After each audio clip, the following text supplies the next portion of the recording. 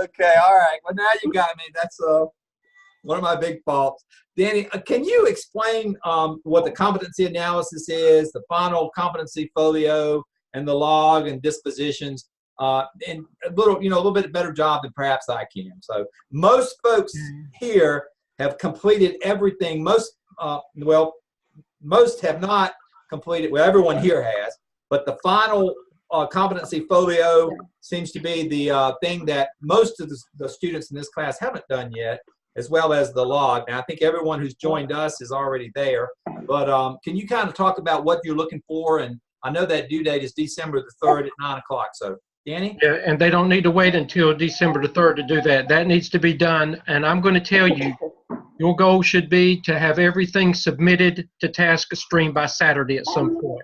That is, so that if there's a problem, you've got time, or I've got time, or to let you know you need to fix something. And sometimes you think it's right, and there may be a minor thing. So there's a process back and forth. So I'm going to ask you to make sure that at some point Saturday that you have everything completed for TaskStream, and you can take a sigh of relief and go to church on Sunday. But anyway,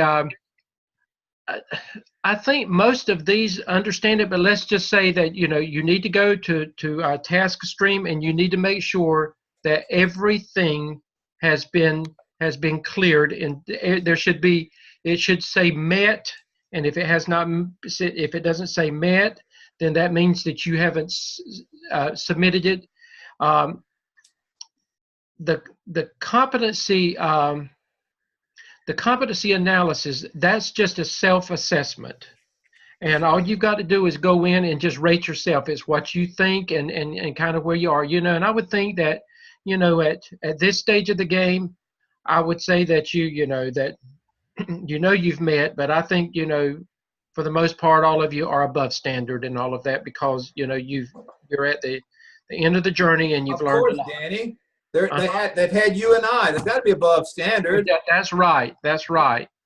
But at least you have met it. But I think that you can say for the most part that you're better than that. And I'm trying to look from a notebook. I think the final folio is the 63 items that you have to have from each one. Yeah. Now that. At when you first joined Dr. Lamb and me last year, remember you set up your folio at that time, and remember you were told that each semester that you were to address every one of the 21 competencies. You had to address every one of them with artifacts. And you had to repeat that same process 3 different times each semester. You had to repeat that, so that we told you, we said you didn't have to do any. You could submit it to TaskStream for review only, and many of you have done that. And and I would give you comments back. Excellent. Keep going or whatever. But you were to bank it, because you couldn't submit anything, for evaluation until the end. So what you do is go back. If you haven't done that, you go back and for each of the 3 semesters, you've got to have a minimum of 3 artifacts for each of the 21 competencies, and 100% of them are found in the work that you've done. But then the other, if you don't want to use that, with your clinical experience, there are lots of things that would count in that as well. So between your clinical experience and the work that you've done with the evidences, you should be able to find everything you need without any problem. Tawanda, I know yours is cleared. Christina, I think yours is cleared.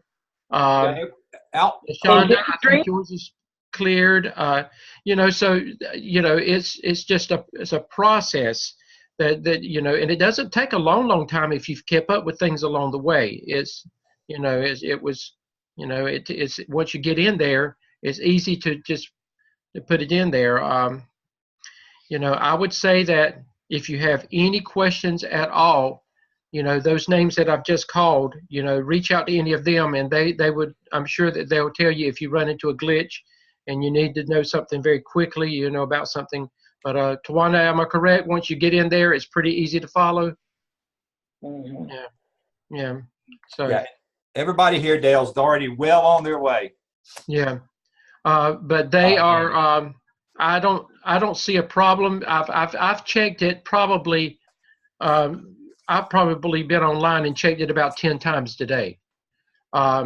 So, you know, I had a lot of stuff come in, and everything as of the last hour that had been submitted is cleared, you know, in those areas. So, you know, your students, Dr. Stone, for the most part, most of them are pretty clear with that. That's because they're great. I've sent messages to the rest of them, reminding them, you know, I sent individual emails to everybody that owed something still, whether they were your students, my students, or whatever. I sent it to every one of them anyway. And I've gotten some feedback. You know, today several responded back to that, so so it's paid off. So I would just tell you, have it in by Saturday. If you can't and there's a problem, you just need to let me know, so I won't be looking for it till then. But my goal is for you to have it done by Saturday at some point. Okay. Okay. That's pretty much it. They, you know, if any of them has had a problem, they've reached out to me and they still know that they can do that. Thank you, Danny. We've been joined by the great master, Dr. Lamb. Welcome. Hello. How are you? Excited to be here. I'm glad you're here. I'm quite honored that you joined me on Zoom session 13. Are you going to stick around for a while? No. All right. Do you have anything to say to our colleagues who have joined us? I'll do the task stream. I will do the audit on Sunday. And anything that you hadn't got done, I will send out on Sunday in preparation for the final audit on Monday. Gotcha. And that's 9 o'clock in the morning. 9 o'clock in the morning, I've got to get the final list of the registrar, and so I'll do an audit Sunday before my Santa Claus gig. Can y'all believe that Dale is Santa Claus? Dr. Lamb? He is. No. You know, Santa Claus got to have a day job. You didn't think I could make a living delivering packages a year? But you bring a lot of cheer here at the office. I know that. Dr. Stone. Yes, Danny. I'm going to sign out. All right. But Dr. Lamb is a man of many faces, and Yes. I'm going to leave it at that.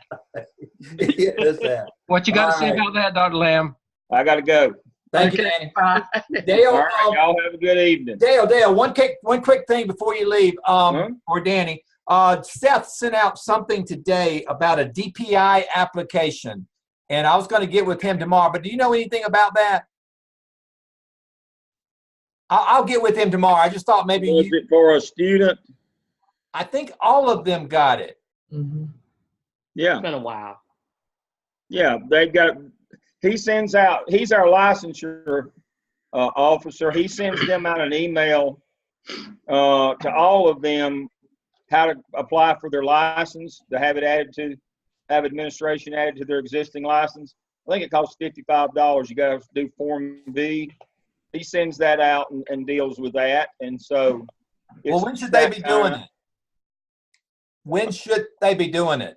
2 weeks after the semester is over, their transcript will be available. Gotcha. I think that was the question. Yes, 2 weeks. Normally, because of that, they'll have it right after Christmas. Usually, the reason why it's 2 weeks is because of Christmas. Okay. So, but sometime between Christmas and New Year's, they should be available. And so they should wait until their transcripts are ready, then send the money and the application in to write. That is correct. Good man. All right. All Any right. questions? Any questions for our two great teachers before they leave us? All right, you guys are off the hook. All right. Okay, I'll see y'all. Thank you. Good night. Bye. Bye. Good night. All right, so let me share the screen because tonight I want to talk a little bit about share. All right, I've got first of all, I appreciate everybody joining me.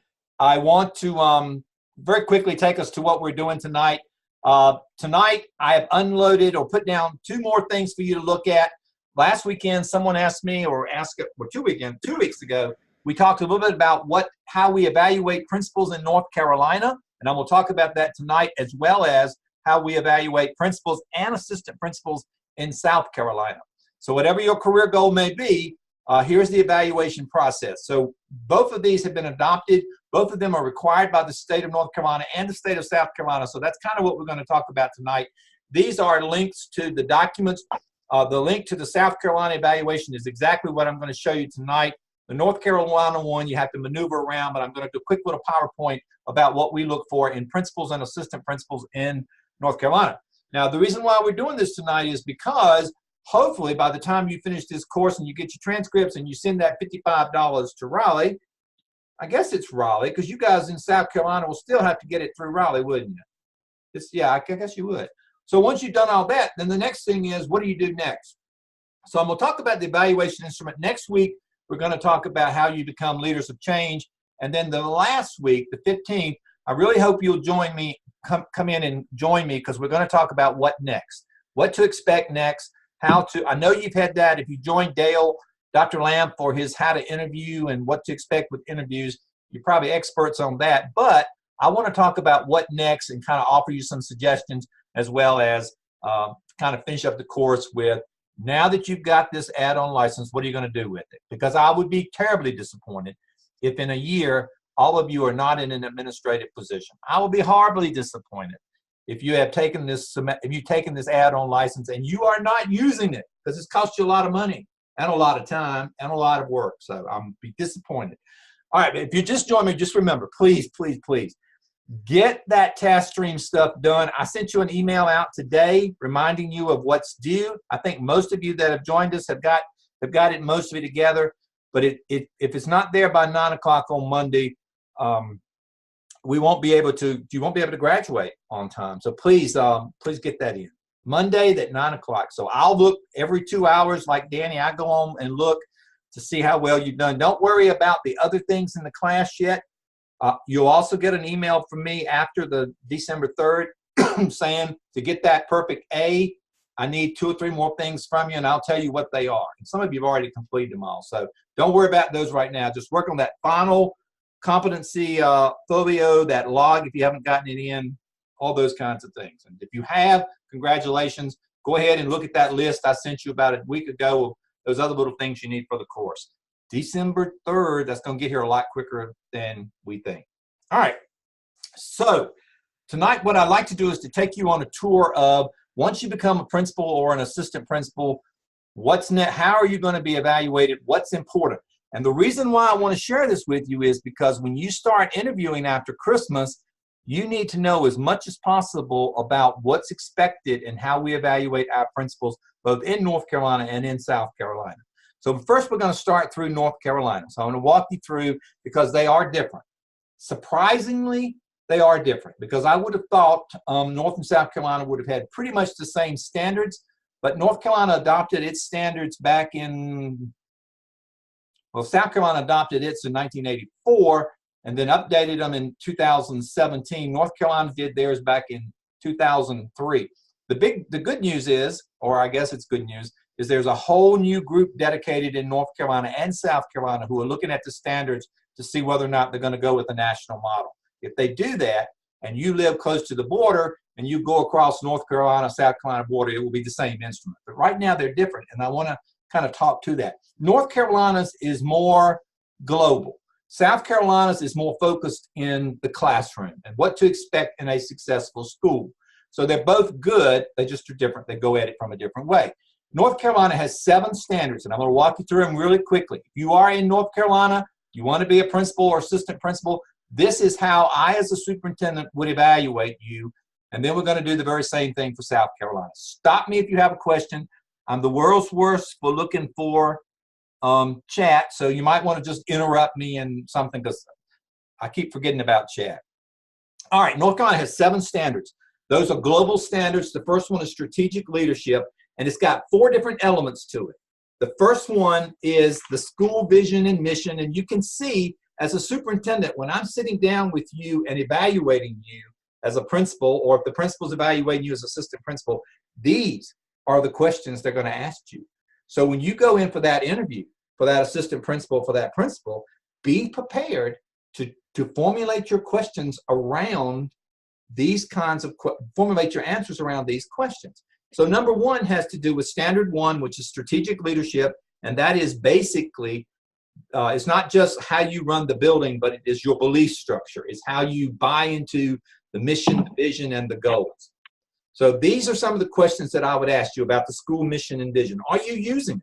How do I know you're using it? Are you using data to support the mission, the vision, and the goals?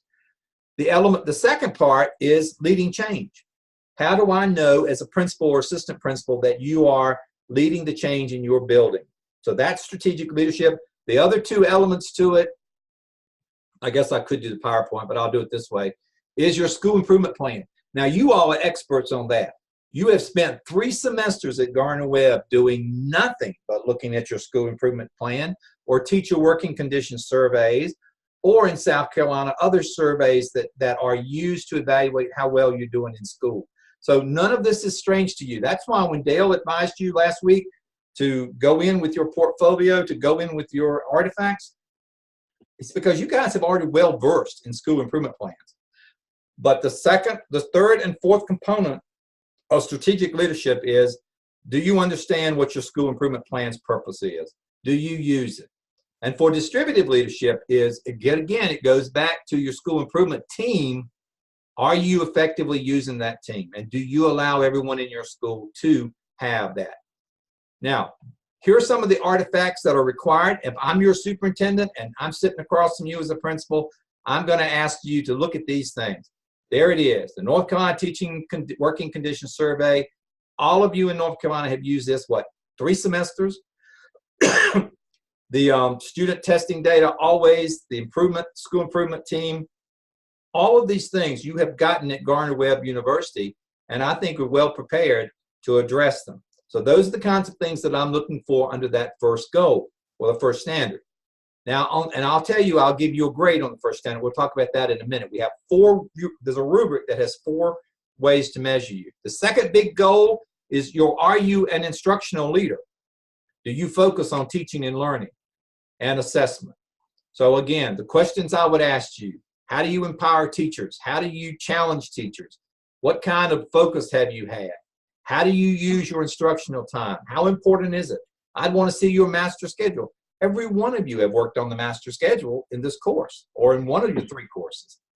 How are you using that master schedule? Are you using your most effective teachers? Are you using feedback? And here are some of the things that I would ask you about standard 2 if you were a North Carolina principal or assistant principal. Your school improvement plan, nothing new to you. You guys have written it over and over. Teacher working condition survey, looking at your data, dropout data, teacher retention data. This is interesting, this next to the last bullet. I'd be asking to see how you set in on an exceptional IEP meeting. I'd want to see how you are working with those students who have limited English proficiency. All right, so that's standard 2, and your instructional ability, how you are using your instructional tools. The third one is cultural. This one's very important, is how well you are creating an environment in your school that's collaborative. Do you focus on PLCs? Are you using your teacher working condition surveys? Do you share resources? So standard 3 basically is about how you empower your teachers to become leaders and to become better at what they do. How are you improving the culture of your school? The third and fourth element of it, are you acknowledging failures and successes? I'd want to see some of the things you've done to encourage your teachers, or some of the things you do to help your teachers move to the next level, as well as empowerment. Again, all stuff that you've done. The artifacts for standard 3, PLCs, that's nothing new to you all. You guys are experts on PLCs, your school improvement plan, your North Carolina Teacher Working Condition Survey, your school improvement plan, your data. See, I hope that you recognize from the 3 courses you've taken at Gardner-Webb in the master's program that we really are using all of these artifacts. And the reason I put these artifacts here is because you are already very well familiar with them. And that's why Gardner-Webb built its program around these artifacts and these standards, these administrative standards. All right, that's number 3. Do you see how global they are? You'll see in a moment when we compare them to South Carolina. Standard 4 is very important. Every principal has to do a professional growth plan. Every principal, every year, when I sit down with you as a principal, I am requiring you to give me a professional growth plan. And usually for me, I'll say, let's look at your evaluation from last year and what was the one thing that you felt like you needed to work on? Which one out of these 7 categories? Pick one. But the one that was required by the state of North Carolina.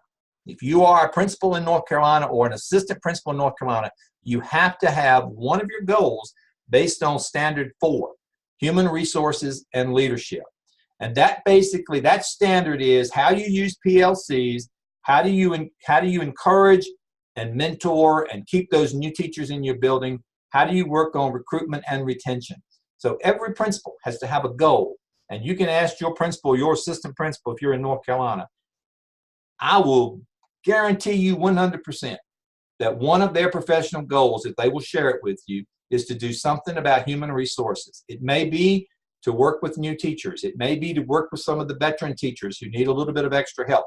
But the whole goal of this is to keep, recruit, and retain good teachers. So everybody in North Carolina has to have a goal on human resources. It's all about evaluations, the hiring, the placement, the mentoring. And again, these are the questions I would ask you as a principal, and your principal would ask you as an assistant principal. How are you helping me to accomplish this? All right, some artifacts. Nothing new here. School improvement plan, teacher working conditions survey. We would want to look at your master schedule to see how you are grouping teachers so they can work together. We'd want to know how many nationally board certified teachers. What do you do to encourage that? And I know some districts, probably the big ones, Wake County, probably Charlotte Meck, probably still pay for some teachers. I may be wrong. The state of North Carolina used to pay for teachers to take the nationally board certification. They don't do that anymore, but some districts have picked that up. Does Raleigh, Wake County do it? Does anybody know? Christina, aren't you in Raleigh? No, I'm in Charlotte, and no, they don't pay. Charlotte doesn't pay? As rich as they are? Mm-mm. Oh my God. I Well, guess anyway, it went away when master's pay went away too. they don't pay that either? No, if you get your master's after 2014, they don't pay you for your master's. Oh, that's cheap. You should say something to, who is Dr., what's his name? Never mind. You probably shouldn't say anything to him. He may not like it. But anyway, under goal 4, we're looking at things like professional development. We're looking again at your teacher retention rate. North Carolina measures that, all of that. Number 5 is how you are a manager. How do you use the budget? How do you use the resources that you have? All those kinds of things. Basically, and why do you choose this resource over the other? How do you resolve conflict? How do you communicate? And how do you set the expectations for your students and staff? All of that's a part of Standard 5 managerial. So Standard 5 is what principals used to do. They used to manage. That was it. They communicated. They managed. They handled the money. They handled the teachers. Some of the artifacts, nothing new here. Working condition survey. If any of you from South Carolina come to North Carolina, first thing you need to pick up when you go to your school is their teacher working condition survey. We do that every 2 years. Look at that, because that drives a lot of what North Carolina requires. Some of the other things, of course, want to look at your budgets.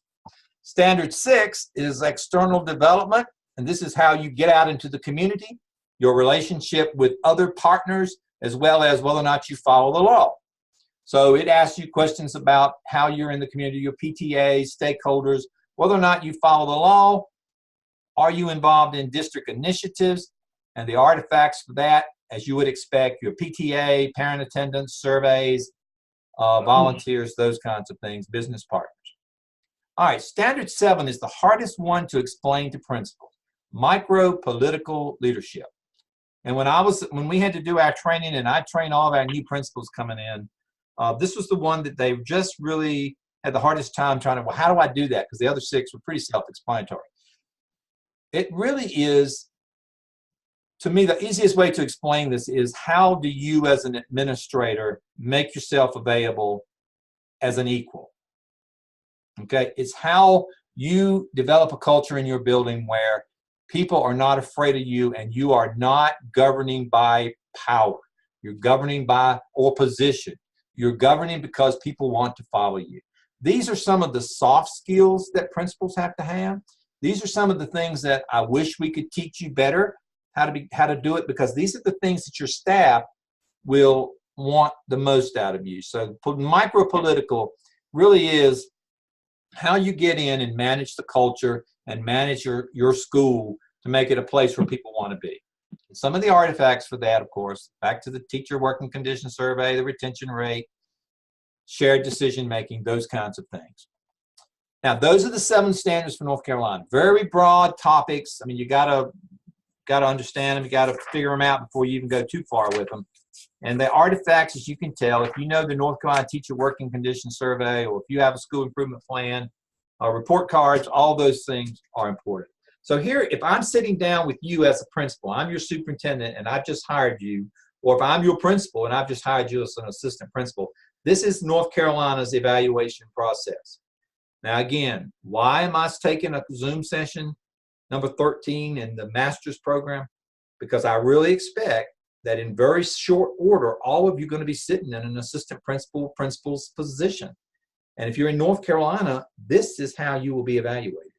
And so it is better to know how you're going to be evaluated so you can meet the expectations. So the first thing I'm going to do, there's 7 steps. The first thing, I'm going to have an orientation with you. I'm going to distribute the materials, and I'm going to kind of outline the process. That's for you to do on your own, because you have to do number 2 on your own. You have to do a self-assessment. On each one of those 7 standards, you've got to mark yourself one on the rubric, and you've got to say, I'm here, I'm there. There's 7 standards. And if you noticed on each one of those standards about 3 or 4 different things to work on, there are 38 of those. And you're going to have to measure where you think you are under all 38 of them. So that's where you do your self-assessment. That's also where you begin to do your planning goals. Then you and I will meet, and we will discuss the goals that you've established. Now, for bonus points, what's the one goal that I'm looking for that you got to have in North Carolina? Huh? Who was paying attention? It just got cold in here just now. Oh, I'm sorry. What was it? The goal that everyone has to have a goal. I can't hear you, Ms. Bradley. You're running. Oh, I'm sorry. Human resources. Thank you. Oh. Human resources. So anyway, on the 3rd step, I am meeting with you, and I'm going to discuss the 3 goals or 2 goals, and I'm going to look at your self-assessment, and I'm going to say, well, you know, Ms. Bradley, you marked yourself as satisfactory here, but I think you're better. Or perhaps we need to re-examine this one because I'm not quite sure you're there yet. So I'm looking at your self-evaluation, and I'm also telling you what I'm going to be looking for down the road, the artifacts that I'm going to want to see. During the year, step 4, you're going to start collecting data. You're going to have visits by me. Mid-year, I am coming by North Carolina law. The principal has to come. The superintendent has to come to your place. The principal must come to the assistant principal's office. We're supposed to meet you at your spot. And so I'm going to have the mid-year conference with you. I'm going to discuss your goals, how you're moving with them, and we're going to look at your student data as well as other data. And then step 6, this is between the mid-year and the end of the year, you're going to start putting together your consolidated performance assessment. You're going to start putting together forms. You're going to fill out stuff, have artifacts put together. And then at the end of the year, you are coming to me, and we're going to do your summary evaluation, and we're going to complete those forms. Now, on those forms, I'm going to rate you as distinguished, accomplished, proficient, or developing. If you are developing, you will have an action plan on that next time. If you are proficient, that's good. If you're accomplished, that's good. If you're distinguished, it's even better. We have these are the only 4, and you'll see in South Carolina there's a little different. They have a non-performing, but these are the 4. Now, I will tell you, as a superintendent, it's very difficult to distinguish between distinguished and accomplished. I'll also tell you, as a principal, I would not be happy with the proficient, because that means you're just doing enough. Now, that's okay if it's your first 6 weeks of first year as a principal, maybe to have 1 or 2 proficiencies. But my God, you've been trained, you should be accomplished. So don't be disappointed, because there's nothing that goes with being proficient other than the fact that you're proficient. But it would be something internally that I know all of you would say, no, I can do better. All right, that's North Carolina's. As promised, let me see if I can get out here and let's look at South Carolina's. Can everybody see South Carolina? All right, let me move this. All right, South Carolina has 4. The rubric has 4 different things. You are either exemplary, you're proficient, you'll need improvement. I'm sorry, 3. And then, of course, you have to have supporting evidence here. So South Carolina has 3. Of course, proficiency is the baseline. That means you're doing the job as you should. Exemplary means, of course, you're going above and beyond that. Needs improvement means that's a problem. And your superintendent or your principal is going to come to you and say something to you about it. Now, a little bit about the South Carolina instrument. It was changed in 2017. The General Assembly of South Carolina determined that everyone would have to use this particular form.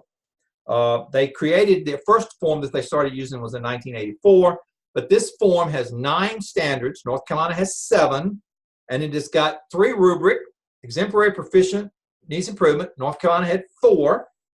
And South Carolina also has a Tier 1 and a Tier 2 principal. And as I understand it, I don't think it doesn't, I don't think relate, someone from South Carolina, correct me if I'm wrong, but I don't think APs are Tier 1 or Tier 2. But from what I could understand, a Tier 1 principal in South Carolina is someone that's their first year as a principal.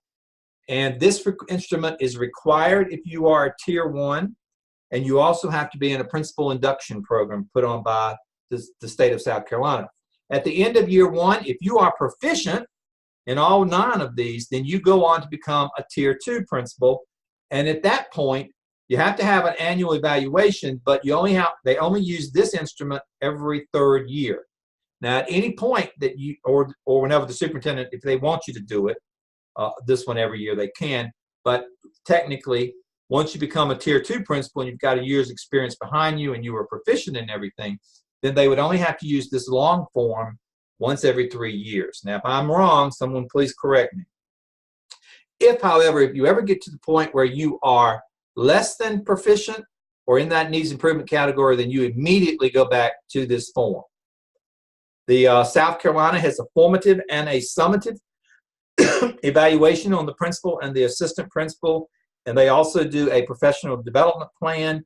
That plan is in-house. It's sent to the district. It is also sent to the state. So South Carolina is a little bit different. So let's look at the standards for South Carolina. South Carolina has 9, and to me, they're a lot clearer than North Carolina's because they don't have that global language. North Carolina tried to have the consistent language, but South Carolina really does kind of spell it out. So here's the vision. Standard 1, of course, is vision. Whether or not you have that vision, can you make it happen? And here you'll see that they have what you need to be exemplary. Here are the 4 different things under this standard that you need to have involving stakeholders. And of course, this is where every one of you would be, I'm sure, at the end of your first 6 months. Collaboration, communication, and the ability to implement. If you are in the needs improvement category, you need to get out of it because that's not a good place to be in South Carolina.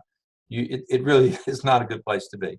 But you can see under needs improvement that, again, it addresses stakeholders, collaboration, communication, the implementing the plan, and you can see under needs improvement there is some serious issues if you are principal. The second standard is instructional leadership, and this again talks about the way in which you make sure that the kids in your building are being successful. How do you align the organization to its goals and its objectives? And for here, you can see again the 3 standards. And to be exemplary, you got to communicate high standards. Who doesn't want to communicate high standards? But you've got to be able to demonstrate it too. You got to be able to use research or testing data. Excuse me. I'm gonna take a quick little swig. And you've got to involve the staff in this as well. So that's the second one. The third one is effective management. and this is how well you can manage the school itself. The operations of the school, resources, and here you see allocating the resources, administers the budget. This is the budget and those kinds of things.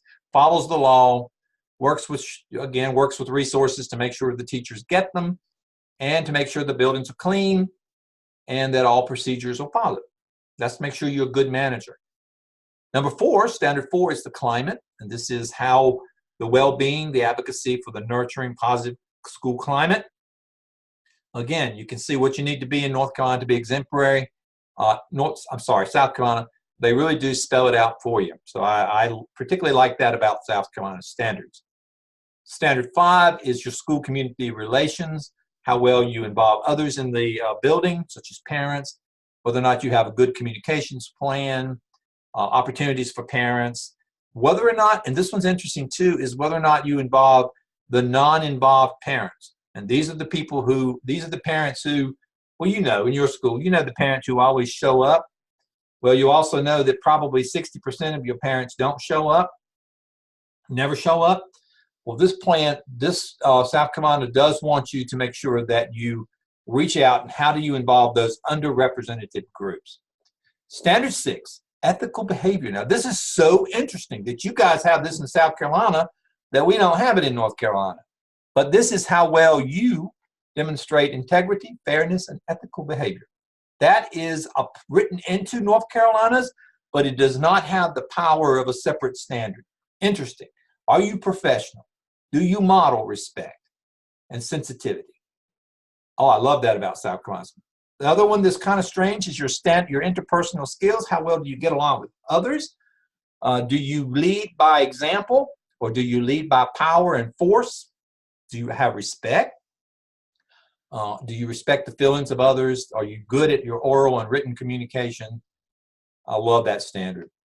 Staff development, standard 8, how well you develop your staff, how well you give them. This is where your professional learning communities come in place. How well do you use the data? Do you give your staff the opportunity to work on their professional goals, collaborative leadership, those kinds of things? How well you really involve your staff? And then the 9th standard is, what do you do for yourself? Are you using the opportunities for professional growth for yourself? So do you have plans to work on your own weaknesses and strengths? Do you have a professional network? Are you working with others? Do you cooperate in district and statewide things? And are you in professional development activities for yourself? So I like South Carolina's. Now I want to go back and show you that I have added here under week 3 or 13, I've added the South Carolina evaluation instrument for my folks in South Carolina. The North Carolina one, I will put the PowerPoint here when I leave, is for North Carolina.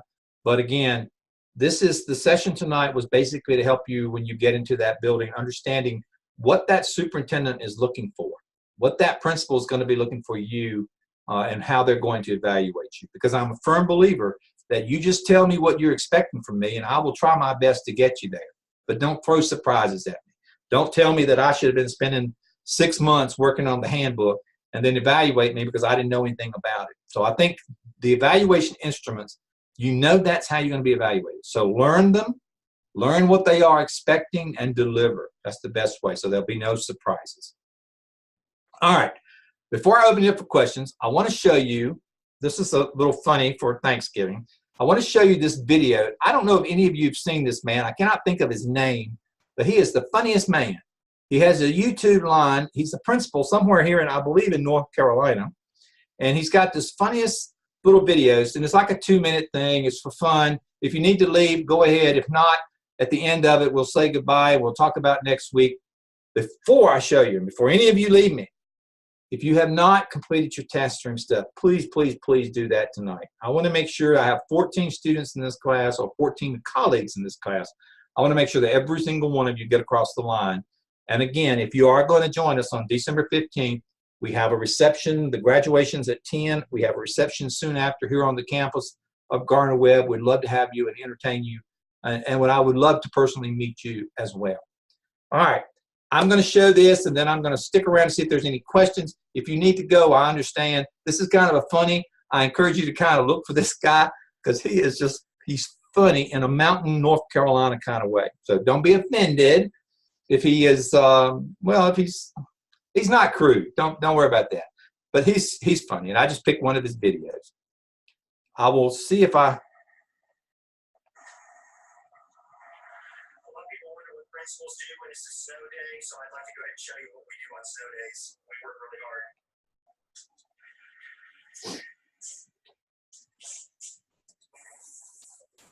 Can you imagine this man as a principal?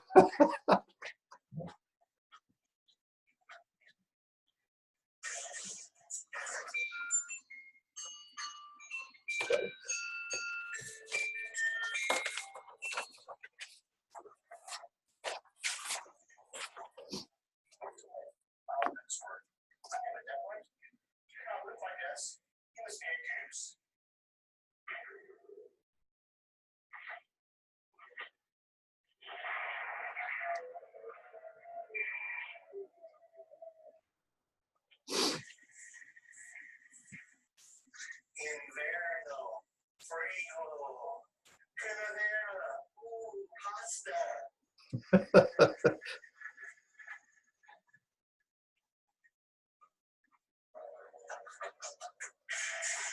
Spaghetti or fish? Spaghetti or fish?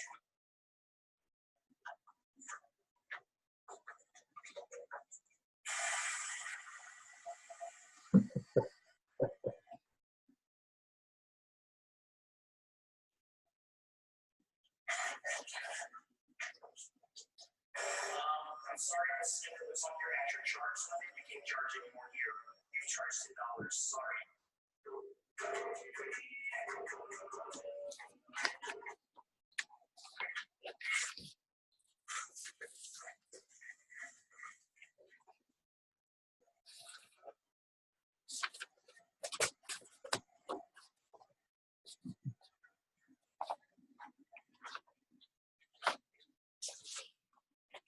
All right.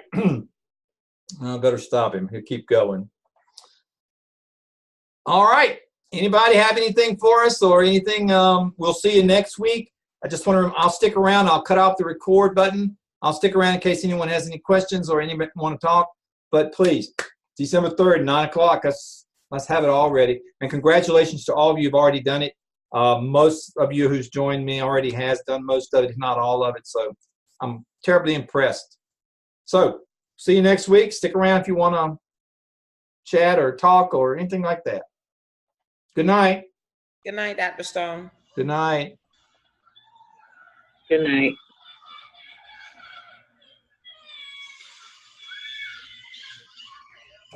Oh, I got to quit recording. Oh, I got to quit meeting.